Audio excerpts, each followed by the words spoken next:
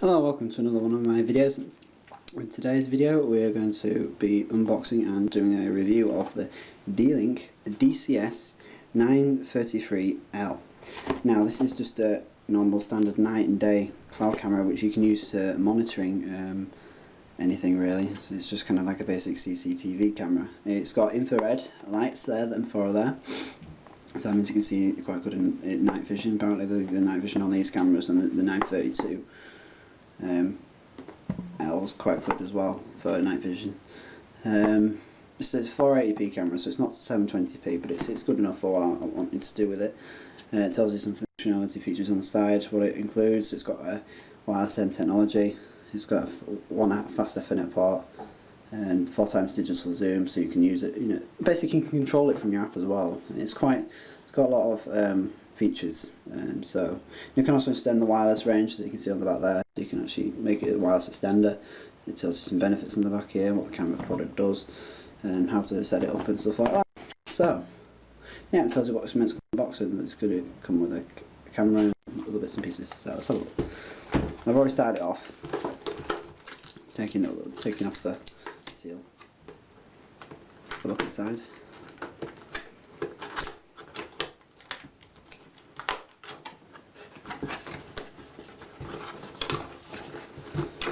So, in the box we have the camera itself. It's very light, don't weigh anything. It's basically, it's telling you how to set it up first, so you install CD first. If you want to mount this to the, if you wanted this to mount this to a ceiling, I would assume what you do is you actually take this bit off. By looking at it, you take this bit off, and you can actually put screws through here. So you put small thin screws, you take this part away, put small thin screws onto the roof, and then just clip this onto it, which is quite cool. That certainly means you don't have to show screws. You can attach it to the roof, I suppose, of a building or whatever. Yeah, I would say so. It'd work. Yeah, it moves around quite a lot, so you've got a lot of free space to move around and do what you need to do. Yeah, and that obviously there's a bit of adjustment there, so you can spin it around and tighten it up and do whatever you need to do with it really to be able to set it up where you want it to go. A bit of information on the back there, and you've got your power light, your reset switch, and your a button, which I don't actually know what it does actually off the top of my head. You've got your power adapter, 5V output 1.2A. You've got your nice thin Ethernet cable, and you've got some mounting screws which will be useful, and I will be using for what I need to use it for. And what else? We've got a D-Link setup guide. So we've got the CDs, we've got the D-Link GPL code statement, whatever that is. We've got a Start Here D-Link CD, and we've also got the D-Link Declaration of Conformity, warranty safety information, and a quick installation guide. So that is about it for the unboxing of the D-Link DCS 933L cloud camera. I'm going to do a little bit of review now, so we're going to actually test it out and show what it's like monitoring things. Once I've figured it out myself, and then I'll show you how it works. To be honest, I don't know. I've not used one of these things before, so once I've figured out how it all works, I'll then show you, and then yeah, I will report back. I'll include it into the next half of the video, so carry on watching because it'll just go on to the next half of the review. So this is the second half of the review and the unboxing of the D-Link DCS 933L. So I'm just going to do a review now and actually show you what it's like live stream the image, and we're going to do it on the night vision and one in daytime, the sound. So basically I'm going to use the app, which you'll have to configure for, well, when you first get your camera, you're going to have to set it up with a D-Link account, using my D-Link, either online, just press not registered and set one up that way, or you can do it through the app, which is called My D-Link Lite, which you can get for iOS and Android devices. You might notice that your camera does not work outside of your internal network where you're connected to your router, so you might, when you go out and about, it doesn't do anything, it doesn't work. And the reason that is because you need to set it up, you need to port forward your router be able for that to work, so you can actually connect to your camera inside the network. So to do that, you'd have to go to your router and you'd have to port forward port 80 to the IP address that your camera is on. I would recommend you set the camera to a static IP address, which I'll show you in a minute, how some of the configurations of the settings. So you know where to put the static IP address, and also set it up so it's static as well on the router, so either it's fine, and so it's always the same. And decide which connection you're going to use. Are you going to use the Ethernet? Are you going to use the Wi-Fi? That sort of thing. You can use both, but it confuses the system a little bit, and you'd end up working properly. And obviously, when you try port forwarding, you can only port forward to one IP address, that specific port, so you can't port forward 80 to both, because it won't work. It won't work with my router anyway, so I assume it probably won't work with yours. So I'll just keep it as for one IP address, so that would be the Wi-Fi. And in my case, I'm using Wi-Fi because of where it's going to go, so it would be easy to just use the Wi-Fi. I've also set it up to do Wi-Fi repeater, which is a function, which is quite good. Anyway, let's get on to actually seeing what the live stream is. So I'm going to load it up on my D-Link on my Android phone. So as soon as you click on the D-Link app, you will as soon as you click on D-Link app, you will get, it'll automatically log in like so, and then once it's logged in, you will see the list of cameras that you have.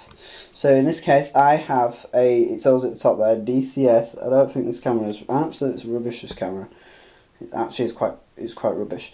Anyway, the camera, it says DCS 933L at the top there, and that's the one that I have. So if I click on that, it will automatically load, and it will try and connect to the camera. So give it a minute, and there you go. As you can see, it's connected to the camera downstairs with an audio stream. So you can see there, that is what's going on currently on the camera. So you can see that's the TalkTalk Super Router that I reviewed, with the two blinking lights you can see there. And that is currently in the daytime. Should have curtains in my help and get a better image. We've got basically that's daytime colour, as you can see. That's a smartphone I've got there. An Android home phone smartphone. I'm sorry about the glare. You can see me more than you can actually see the image on the screen. Basically, you can hear the sound as well. Not brilliant. It keeps juddering a lot, and that's one downside to this camera. It judders an awful lot when it's filming anything. And there's a little bit of a delay as well, obviously, but that's to be expected with any camera really. So obviously the better cameras would have less delay, but still, it's not too bad for how much it costs. So that's the day vision. If I switch it to night vision now, it's pretty cool in night vision. So I'll show you that. So this is now night vision. Was night vision. Bit of a different colour shot actually, to be honest. The camera, it's quite in a sunny location, you see, so it's not really wanting to go night vision. However, I can set it to do night vision via the panel settings, and I can via the settings. You've got settings basically here that you can switch it to whatever you want it to do. However, I couldn't get them to work. They don't do anything. There you go. It's got night vision now. As you can see, it's now black and white, no colour. I don't know if you can see this very well. But basically everything's in black and white. No colour anymore, as you can see it's all black and white. So that's night vision, and it's pretty cool. If you could see this better, I would show you, but I can't really show you better than what you're getting, to be honest. But it's pretty good quality, to be honest with you. You can see very well in night vision. Very clear. Clearer than it is in the bloody colour, to be honest. It does occasionally do this as well. I've noticed now, since it just keeps disconnecting, but that is because I've noticed though, because it's switching to colour again, so you'd have to press reconnect and it switches to colour. Sometimes it doesn't. I don't know why it just disconnects, it's a bit random, but and there we go. So that is the basic basic review, I suppose, of the DCS 933. Actually, when it's operating, as we can see here, a bit nice and shade there as well. So that's about it. Thank you for watching this part. We're going to move on to the configuration now, obviously in the router, so it actually in the device. So thank you very much. Now that we've done the review and the demonstration, we are going to move on to the actual configuration of the D-Link camera. So to do that, you'll need to open a web browser, in any browser that you want to open it with, of your choosing. I'm going to use Google Chrome in this case. So once you've started the browser, you'll need to then navigate to the IP address of the camera. Now obviously it will depend on what you set it as. Obviously when you first get the IP camera, I think the IP address is 192.168.1. No, it hasn't got a specific set IP address if I can remember rightly. It's actually assigned by the router, so you'll get an IP address by the router. So what you'll have to do is you'll have to go into the router, your main home router, and check to see what the IP address of the device is. It will also appear when you go into your devices and printers. You will also see the camera appear in there. It should do as well. It's not on here, but network and devices. It's network. Sorry, it'll appear. You'll appear on here somewhere in a minute, and there you go, there's the camera. So that's how you know what IP address it's got. It'll appear on here, but you can also check on the router to see what IP address of the camera is. So in this case I've got to navigate to 192.168.1.5. If it wasn't on port 80, you would have to put the port number as well after here, which I'll show you now. In my case I just need to type in 192.168.1.5. obviously it's there already, but if you had a different port number, you'd put the curl on it and then you'd add whatever port number you had. Say it was 7645, you'd enter that port number as well. But obviously as it's port 80, which is the standard for any internet, most internet websites, obviously it's the main protocol for the internet, so obviously I don't need to enter that because I've left it on 80 anyway. So I'll just type that in. Once you type that in, you will then get a authentication box, so you need to enter the passwords to get in. Obviously I'll do that now. See, the default is admin, and the default is I think it's admin as well for the password. I'll have to double check that. I'll put it on the display here if it's not admin. If it is admin, I'll leave it. So obviously I've changed my password. I think when you first turn it on, it's been a while since I actually configured it myself. But I think it asks you to set your own password when you first turn it on. And also the firmware is quite out of date, so you might need to update. You obviously want to think about updating it to the latest, which is 1.08, I think. This is on 1.07. I need to update it to the latest one. No rush, but as long as if it's urgent, then yes. If it's something that's not urgent, it doesn't need to be done straight away, but it's obviously recommended that you do it. Anyway, so I'm going to enter the password for the device, and then once you've done that, press login, and then you will be then presented with this page. On this page, this is the main home screen of the actual D-Link camera. It tells you what model you have, the firmware version up here, log out camera, and all sorts of things. Basically here there's a live video meant to be. If your computer has Java, unfortunately this computer does not have Java on it, and I don't want to put Java on the computer, says this is a security risk. As you might have heard from the previous year or so, there's been a bit of problems with Java and security, so I've decided I don't want to use Java anymore. So I've just left it as it is. It's not having Java on, so it's just you can't see it. That's why you can't see any live video. So obviously you can select which video compression format you want. I've just left it as the default. And the setup page, that obviously you can go through here. If you want to go through an internet connection setup wizard, you can then set up how to connect to you want to get your internet connection. I've obviously gone from manual. Manual will also tell you how to do it. Obviously manual, you can static IP address, which is what I recommend, obviously, because if it's going to change, you're going to have problems when you come to enter your IP address another day, because you'll enter the one you know and it won't work because it'll be changed to a different one. So it's always good to keep a static in here, but also static on the router as well, so that it doesn't change, because obviously if it's static on here, the router might already have another device on the IP address that you wanted to enter for this device, so it won't work. So you'll need to make them static in both, or you can make it static in the router and it will also stay static on this device, because this was obviously the router gives the IP address to this device. But I made it static on both. You type the IP address you want to keep. So obviously you can check with your router to see what IP addresses you've got spare, which ones you like to use. Subnet Mask, which is the same. If you've got the similar setup to me, you can use these Subnet Masks because it's the same, unless the network's set up differently, in which case it'll be a different Subnet Mask, or it may be the same, but it just depends on your network setup. Default gateway, primary DNS. The HTTP port, in this case, is 80. You can change it to whatever you want. You don't have to be on 80. I've left it on 80 because that's the default and it works fine. There's no need to change it really.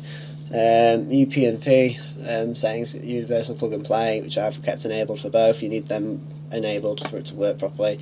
Once you're done, press save settings. You can change the Bonjour name, so if you want your device's name to be different for Bonjour. Wireless setup. You've got what SSID network's connected to, and enable the wireless channel while it's running on. What connection mode is? It's an ad hoc and infrastructure, and you can press site survey to see what all the wireless networks are around you, and then select yours through that if you want. Instead of finding the network name itself on the router, you can actually just go on site survey and find your wireless device that way. You can select the wireless security and then enter the password there, and then press save settings. I won't select don't use none or WEP because they're really insecure. That's definitely insecure. That one's not very secure either. That's just equivalent of having a wired connection. So obviously they're not very secure, so I don't know why you want to use that. So it's best to use these two here because they're more secure. Extender setup, that is if you want to extend your wireless network, this device will let you do that. So you can extend the wireless range from the your wireless router. In this case, this is what I've done. Extended the wireless network. Obviously, it's just easier than other people. The range goes a bit further, and you can select how many clients you would like to connect to it. Dynamic DNS, I've not done anything in that, but obviously it tells you what it allows you to host your host a server and stuff such like that on there. It tells you a bit about what it does. Image setup, you can select, depending on where you put the camera, you can tell it to do different things. So you can say if you put it under, say, a fluorescent light, which I have done, or I should enable anti-flicker, but I haven't done that. I think actually while I'm here I might do that. Flip image, so if the camera's upside down, you can flip the image. Mirror, if you want to swap it the other way around, you can do brightness and all the rest of it like that. Once you've done that, press save settings.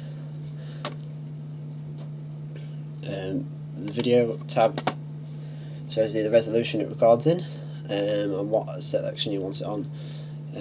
I've put on the highest one, 480p, and bitrate you can select over as well. And obviously the higher it is, obviously when you come to view it outside of your house, it's going to take slower depending on the connection as well that you're on. So if you're on a mobile connection, it's slower, it will take even longer. So obviously I'd have it in the middle, so that's why I put 2. It's halfway in between up here on these ones. You don't need to use these unless it's really, really slow connection that you're going to be using. Frame rate, I've kept on highest. Light frequency 60 or 50, you can select that as well. Audio, select the audio that it uses, so when it sends to you, it'll give you what volume setting it can do. Motion detection, obviously you need Java for that, but you can select where you'd like the area in where it's recording to pick up motion. So if it's like the say it's looking at a door on a window, you might want to have the door and the window as the detection areas, so if someone comes through there it works. And you select the sensitivity as well. Yeah, and that's obviously so we select it through the blocks by clicking the blocks on the Java video. Sound detection, similar to motion, but it said it detects sound. It's detection level, and you can tell it schedule as well, just like motion. There's this obviously a schedule on there where you can have it come on and do it at certain times. You might want to do that on both of these because and select where you want it to record, especially on the motion. If you have Java, but you can have Java just to configure it and then take Java off. That's what I recommend you do. Just don't keep it on your computer because it's obviously a big security problem. So I'd if you're gonna do it, put Java on. Do it just make sure you configure it properly and then take it off the Java, because obviously you don't want to keep it on. It's a security problem. But then I might do that at some point. I don't know, because it just sends you loads of emails and loads and loads and loads every 3 to 5 minutes. It just sends you an email, a video, and then an image, a video and an image, a video and an image, and it just does that every 3 to 5 minutes, even if there's nothing moving. I don't know why it does it. I think it's just because it's not set up properly. So it needs to be set up properly for it to work, so it'll only do it when it detects something, so that way it doesn't clock up your inbox, which I still need to do.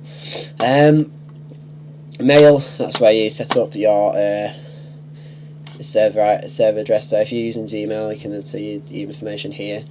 You send your email address, that's the one that you want it to, that's the one, the device, that's the email address it's going to come from to go, and the receiver obviously is the email address you want it to go to. And the username and password is for your email account there, and if it's Gmail, you use that one. You need to read it up based on your email provider. Some might block it, so Gmail does by default, but you need to just press enable less secure apps. But I wouldn't do that on your main emails. I'd create another one just so that your main email doesn't get hacked or anything bad doesn't happen. Your other one does. Obviously something could happen and they could see it's going to another email address and they may try to get into that, but it'll be harder for them to get into that because obviously it's got higher security on it.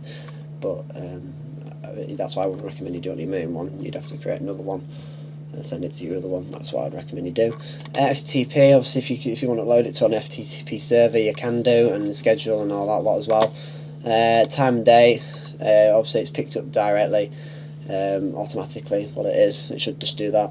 If not, you can just select what you want. Obviously you need automatic time configuration, so if you want daylight saving, you're going to have to add that yourself. Day-night mode, so if you want when you want it to come on and off, I press auto to go on and off based on the light configuration, so it'll just automatically do it whenever it sees it get darker light, which I've just left it as auto. You can do if you want, but you can change it so it goes daylight even if it's not. It's better in night time, actually, to be honest. It looks better, the quality of the picture is better, and you'll notice that. And log out, and that's the log out there, and that logs you out. Maintenance, we've got admin, so you enter your admin passwords here. If you want an old one and you want to change it, you press apply to add a new one. LED control, that's if you want to make it your camera a little bit less obvious that it's there. You can turn the LEDs, because there's an LED on the back of the device that flashes when the wireless is in use and stuff like that. It's on all the time anyway, so you can turn that off if you want it to be off. Obviously it still makes it obvious the infrared because they light up obviously with little red lights, so it's still obvious, so there's no point in really turning it off, I don't think. It just makes it obvious that it's there anyway when it's in the dark. So user access control, snapshot URL authentication, you can have all this as well. OSD time, disable, yeah, and obviously when you first start it recommends you change your password, which I recommend you do as well, because obviously there's been some hacking as well right into this, where people have been able to get into your camera because they've left it as the default password. You need to change that password. I've changed mine, so obviously you need to make sure that no people get in. And obviously you've got your system, you can save configurations and all sorts of stuff, reboot the device, restore to factory defaults. Firmware upgrade, obviously I'll be doing that again later at some point to the 1.08. You press choose file, upload the file, and press upload. I wouldn't do that over wireless though. You're going to have to do that over wired, because if something goes wrong with the wireless connection, you're screwed. You'll break this device and that'll be it, it'll be dead, and you probably will not get a refund either. And the log out button logs you out again as well. Status, that tells you again what the devices it's using, so your IP address is, name of the camera, time of date, agent version, MAC address, default gateway, whether it's succeeded its email test, FTP server test, FTP, connection mode, wireless status, and all that lot really. And then you've got your help tab, so if you need any help, you can click on it and it'll tell you how to do things. So that's about it for the configuration of the D-Link DCS 933L. Thank you very much for watching this video. Please like, comment and subscribe. Thank you very much.